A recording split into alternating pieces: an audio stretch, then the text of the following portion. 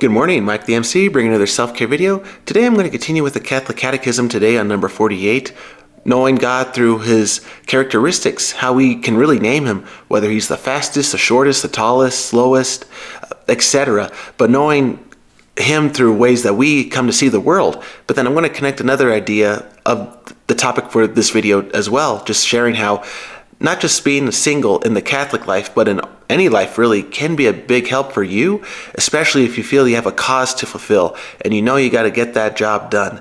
And being focused will help you come to know God also in your life through that cause that you're trying to fulfill. And so this will be a great topic to discuss. So let's get this started.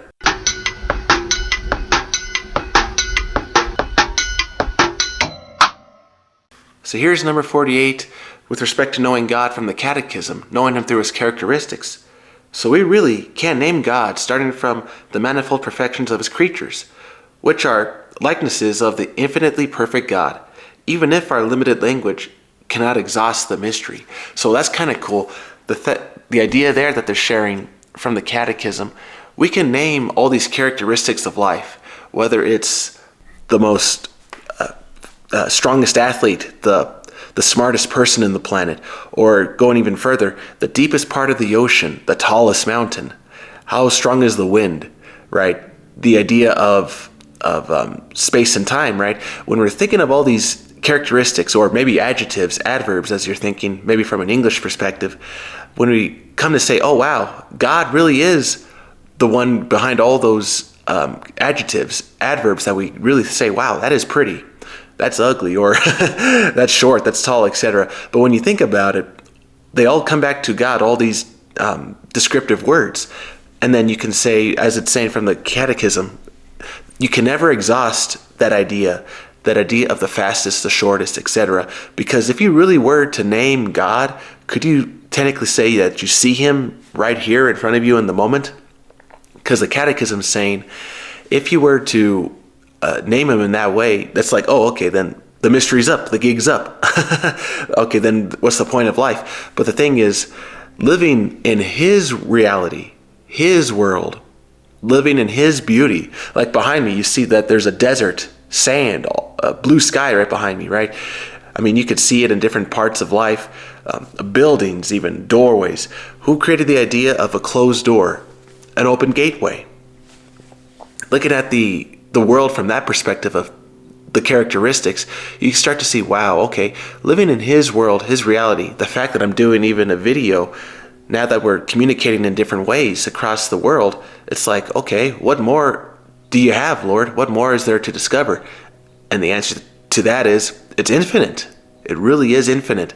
And then when you connect that with our mind, the idea that, okay, the more we create, the more we build better technology, for transportation, communication, health, etc. We never really could, I would argue, find immortality, because there is life and death, and that people will have to eventually pass to the next generation and the next generation and so on.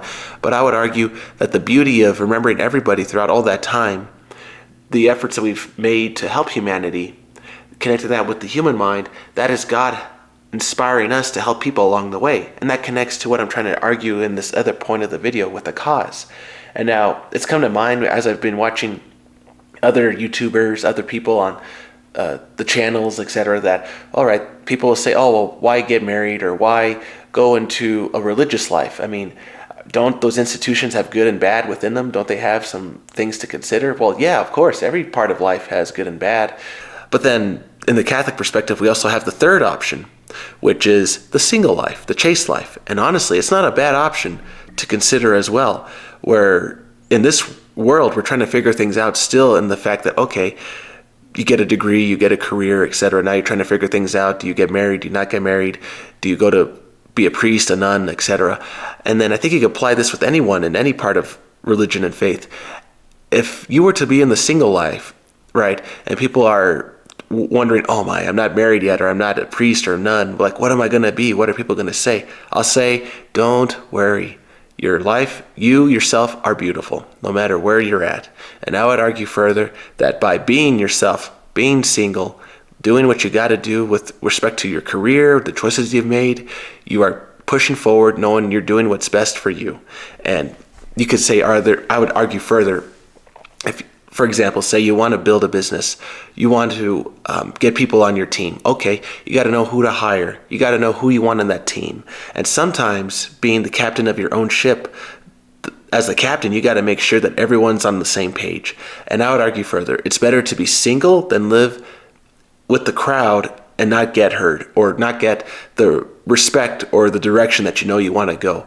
Because you can argue further, I know I keep repeating that phrase in this video, but that if you know what you got to do and you have a plan, go for it. Build a business, write a book, start a new school, start a new career, a job, etc. Push forward to know what will help you in the moment right now. Kind of repeat this, kind of like in other counseling videos. I know what I must do. I know what I must do. I know what I must do. Because I was thinking about this yesterday also. If I were to work under the direction of a priest or a bishop or some other powerful person, like a boss even, in the regular life, or even in the married life where I'm trying to take care of family and kids, these are all honorable duties, of course. You're trying to fulfill what the institution is calling you to do. But when you consider that you can be a single person doing what you feel is just for the right reason, you can do it also. You can be a single person and still do good things in this reality. And no matter what people call you, good, bad, evil, etc., we all have a chance to redeem ourselves, to really live a good, fulfilling life. And that is where I would argue further, by taking that chance to be single, to do a good cause, that's how we redeem ourselves in this world. And so like if I failed on a relationship, a business, etc., with a partner, and now I'm on my own, this is my moment, my time, your time to get back on your feet, to get on your back on your to-do list, etc., and just to get things done again, to move forward. Right, let's move this wagon forward. Let's get something built. Let's now do something that we know we can do with our time left on this planet to do something good for people.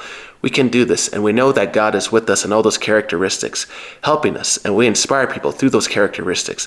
And don't forget that you are awesome no matter where you are. So enough of my pep talk from Mike the MC. This is Friday, and I just hope you all are doing well today. Don't give up on your dream. The world is built on a dream, and you must be able to have that hope to make it real. And through all that, God's characteristics will shine from our work. So that is for me, Mike the MC on Friday. Hope you have a wonderful day. Take care, and remember, you reflect God's beauty. Have a good one.